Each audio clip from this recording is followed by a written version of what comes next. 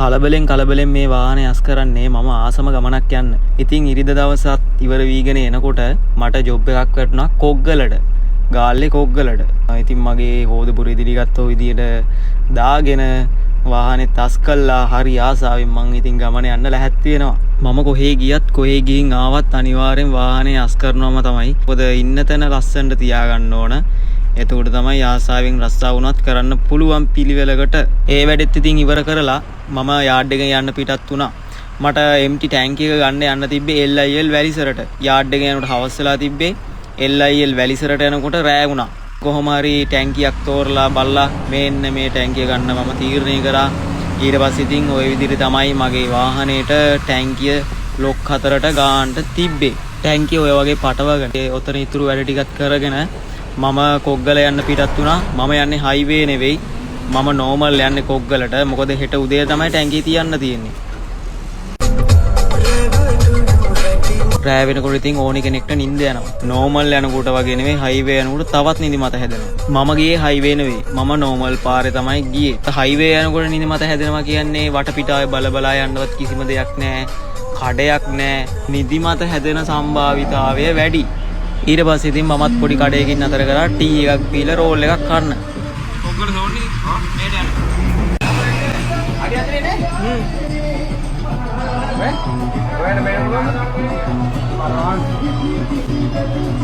ඒ විදිහට ඉතින් තේකකුත් ගහලා කඩේ හිටපු අයත් එක්ක පොඩි කතාවකුත් දාලා විස්තරත් කතා බහ කරගෙන මගේ ගමන යන්න මම ආයත් පිටත් වුණා.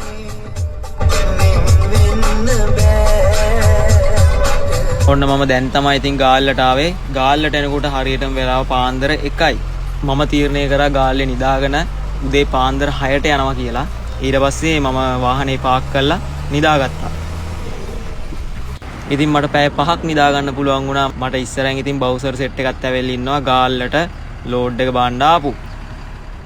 මම යන්නේ කොග්ගල යුනිචලායකට. උදේ 8ට කලින් තමයි ටැංකිය ඒ ලොකේෂන් එකේ තියන්න ඕන. මම ඉතින් දැන් ගාල්ලේ ඉඳන් ආයත් කොග්ගලට යන්න පිටත් වුණා.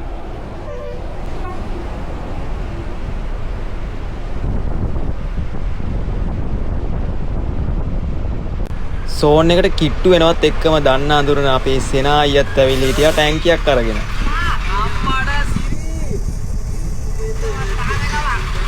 ඔයා ඉන්නවා කියන්නේ මං ඉන්නවා වගේ තමයි. ඒකම ඉන්නේ ආතල්ලේ තමයි. මේ මොකද්ද කැමරා වීඩියෝ ඔක්කොම වටේම ගහලා තියෙන්නේ. ආකට දැන් එන්නේ ලේසි. ඔයාට කට් එකක්ද? ඔව් ඉනිකලාගේ. ඔව්. ඔයා ඉනිකලා. ඔව් ඔව්. මේක ආයතනේ වගේ. ආයතනේ වරේට. අයිකිප් එකකට ජීපියක්ද? අයිකිප් මෙයාට ජීපියක් තිබ්බේ. ජීපියක් මට තිබ්බේ. ඊට පස්සේ අයිකිප් එකක් ගන්න කිව්වා. මම ගෝල් කරලා හිටියා පැය දෙකක් විතර. අයිකිප් එකක් උනාට අයිකිප්ද දෙන්නේ ඒක පාටයි. අයිකිප් ඒකට උස එකයි. ඉතින් මම මේ ටැංකිය අරන් ආවෙත් LIL එකෙන් ටැංකිය ඇතුලේ හොදගෙන. මම දැන් ওই ටැංකිය ඇරලා බලන්නේ ටැංකිය ඇතුලේ වේලිලාද කියලා. වේලිලා තිබ්බේ නැත්නම් දොරවල් දෙක ඇරලා තියන්න.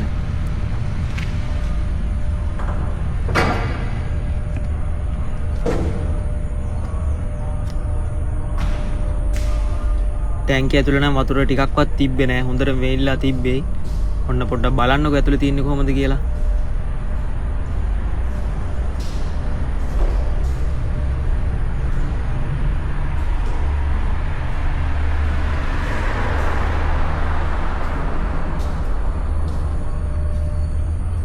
ටික වෙලාවක් ගියාට පස්සේ වාහනේ ඉන් කරා. මගේ වාහනේ ඇතුළට ගත්තේ නැහැ ලෝඩින් වලට. දවල් 2කට තමයි ගන්නවා කියලා කිව්වේ.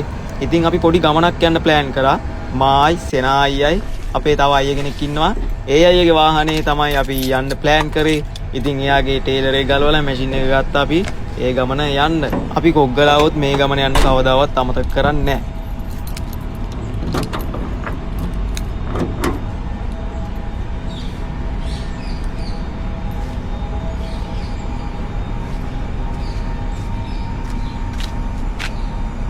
ඔන්න ඉතින් වාහනේ එනවා යකා වගේන මෙන්න මේ වණ්ඩිය තමයි අපි මේ ගමන යන්නේ. යමු. යන්.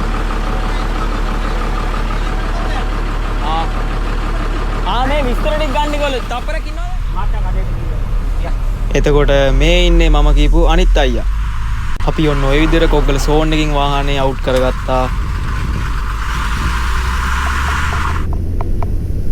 කොළඹ ඉඳලා වාහනත් එක්ක ඉඳලා බිල්ඩින් අස්සෙන් ගිහිල්ලා වාහන ට්‍රැෆික් එකේ ඉඳලා මේ වගේ තැනකට ආවම අපිට දැනෙන්නේ මාරම නිදහසක්. ඉතින් ඒ නිදහස විඳින්න පුළුවන් තැන උපරිමයෙන් අපි ඩ්‍රයිවර්ස්ලා වුණාම විඳිනවා. ඒ ඉතින් නිදහස හොයාගෙන තමයි මේ අපි තුන් දෙනා දැන් මේ යන ගමන් ඉන්නේ.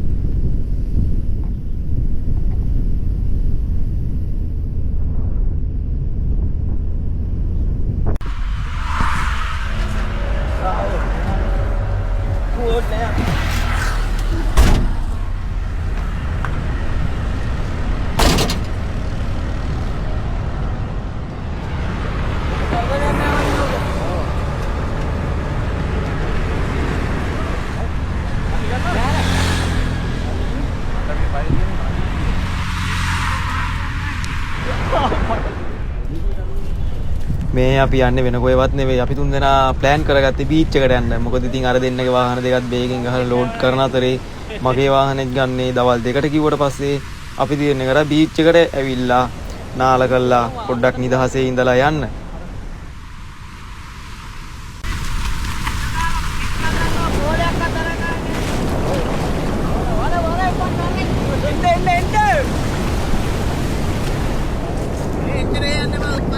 හරි හරි. මෙතන වට්ටා. වට්ටා උඩ.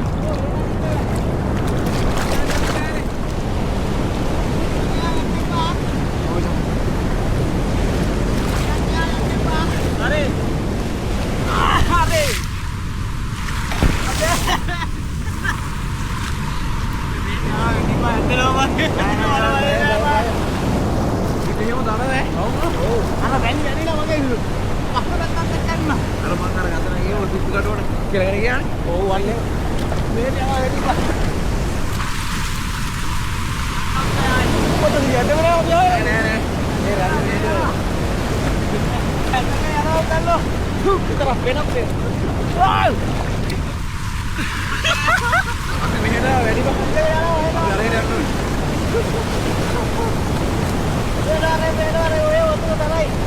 බීච් එක එපා වෙනකන් ඉතින් අපි බීච් එකේ නාල කරලා ආතල් අරගෙන ආයත් සෝන් එකට යන්න පිටත් වුණා.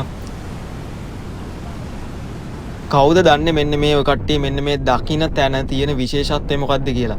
දන්න අය දන්නේ නැති කට්ටියට දැනගන්නත් එක්ක මෙතන තියෙන විශේෂත්වය මොකද්ද කියලා කමෙන්ට් එකක් දාගෙන යන්නකෝ. එහෙනම් යාළුවනේ අදට මාත් ඔය කට්ටියකින් සමු ගන්නවා. වීඩියෝ එක බලපු සපෝට් එක දෙන ඔය කට්ටිය හැමෝටම ගොඩාක් ස්තුතියි. ජය වේවා.